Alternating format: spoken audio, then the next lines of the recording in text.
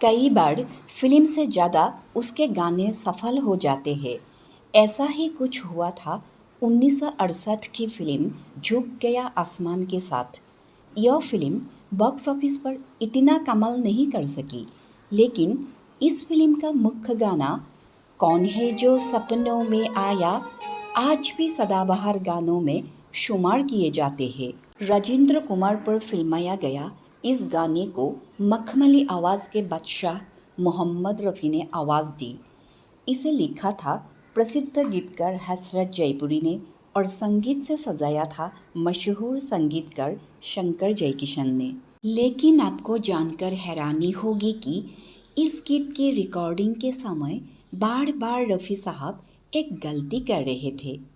फिर किसने सुधारा और कैसे बन गया यह सुपरहिट गाना, आइए बताते हैं। इस गीत की जैसे ही रिकॉर्डिंग शुरू हुई तो म्यूज़िक कंपोज़र शंकर जयकिशन और फिल्म के निर्देशक लेख टंडन को यह नहीं जमा। शंकर जयकिशन ने सोचा कि शायद रफ़ी साहब कुछ अलग करने की कोशिश कर रहे हैं। लेख टंडन ने रफ़ी साहब को रुकने का इशारा किया और फिर से गाने के लिए कहा। रफ़ी साहब ने फिर गाना शुरू किया, लेकिन इस बार भी लेख टंडन ने उन्हें रोक दिया। लेख टंडन ने जब 2-3 बार रफ़ी साहब को रोका तो उन्हें कुछ समझ में नहीं आया। फिर रफ़ी साहब लेख टंडन के पास गए और पूछा, क्या कोई कमी लग रही है?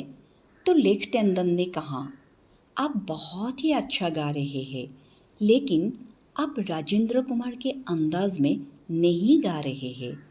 आपकी आवाज़ में शम्मी कपूर की झलक आ रही है। यह सुनते ही रफ़ी साहब तुरंत अपनी गलती समझ गए।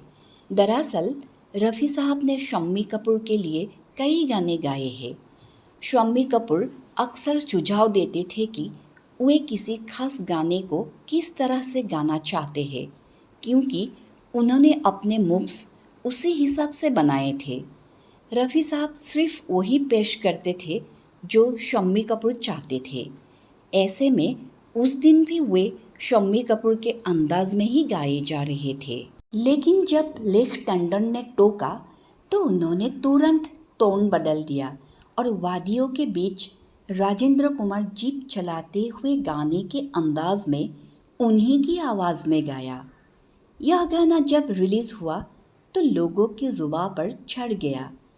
इस गीत ने दर्शकों को अपने साथ रोमानियत की एक अलग ही दुनिया में ले जाने का काम किया।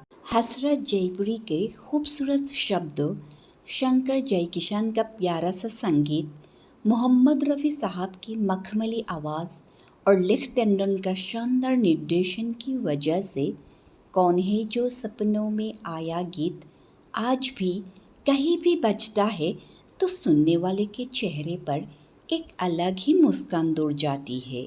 आपको बता दें कि कौन है जो सपनों में आया यह सुपरहिट गीत अमेरिका के मशहूर गायक एल्विस प्रेस्ली के 1965 के गाने मार्गेरिटा से इंस्पायर्ड है।